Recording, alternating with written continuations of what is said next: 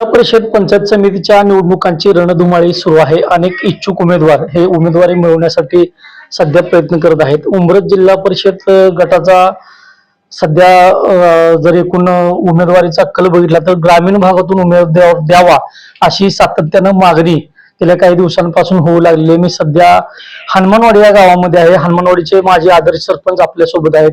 त्यांची काय प्रतिक्रिया या संदर्भात आपण जाणून घेऊया. नमस्कार, मी बाळासाहेब शिंदे, हनुमानवाडी.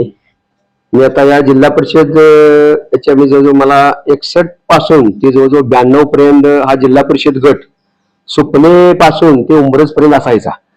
पण 92ला ज्या वेळेला विभक्त झालं त्यावेळी उंबरज गट निर्माण झाला आणि उंबरज गटाचे मी 92 पासून आज 26 पर्यंत बघतोया तर उंबरज मधलाच प्रतिनिधी.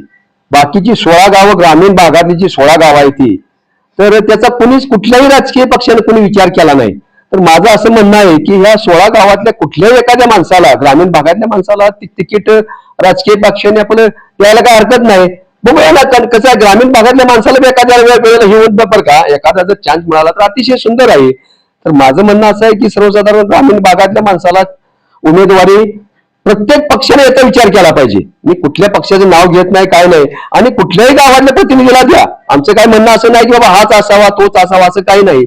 पण थोडंफार आमच्या छोट्याशा गावाला बी हे प्रतिनिधित्व मिळावं अशी माझी इच्छा आहे. आणि हे प्रत्येक पक्षाने याचा विचार केला पाहिजे की बाबा छोट्या गावांना बी आपण न्याय दिला पाहिजे. कारण छोट्या गावाचे कार्यकर्ते अतिशय सुदृढ असतात आणि सगळं सोडून इलेक्शनच्या काळात घ्या, कुठल्याही काळात घ्या, पक्षाला अतिशय मदत करू शकतात.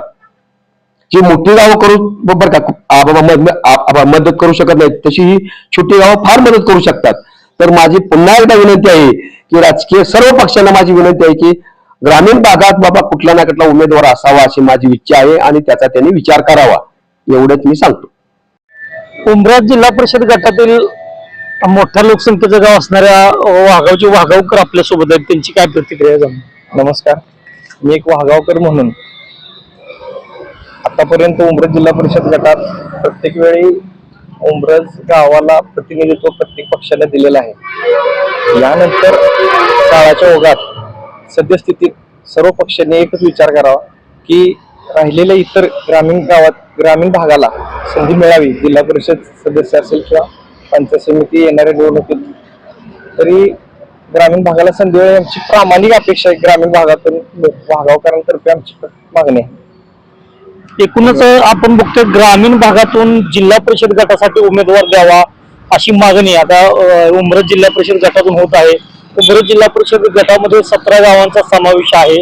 एकूणच झेडपी गटांचा आतापर्यंत आपण जर एकदम उहापोह घेतला तर आतापर्यंत निवडणुकीत कुठल्याही ग्रामीण भागातला उमेदवार देण्यात आलेला नाही. त्यामुळे राजकीय पार्ट्यांसमोर आता एक मोठं आव्हान या निवडणुकीला उभं राहणार आहे. भवानी माता नगरचे संतोष पवार आपल्या सोबत आहेत. त्यांची काय प्रतिक्रिया आहे. 1992 पासून उमरठ जिल्हा परिषद गटात ग्रामीण भागाला जिल्हा परिषद उमेदवार मिळालाच नाही, आता देण्यात यावा एवढीच माझी विनंती आहे. नमस्कार, माझा परिचय, मी वसंतराव साळुंके, गाव वराडे.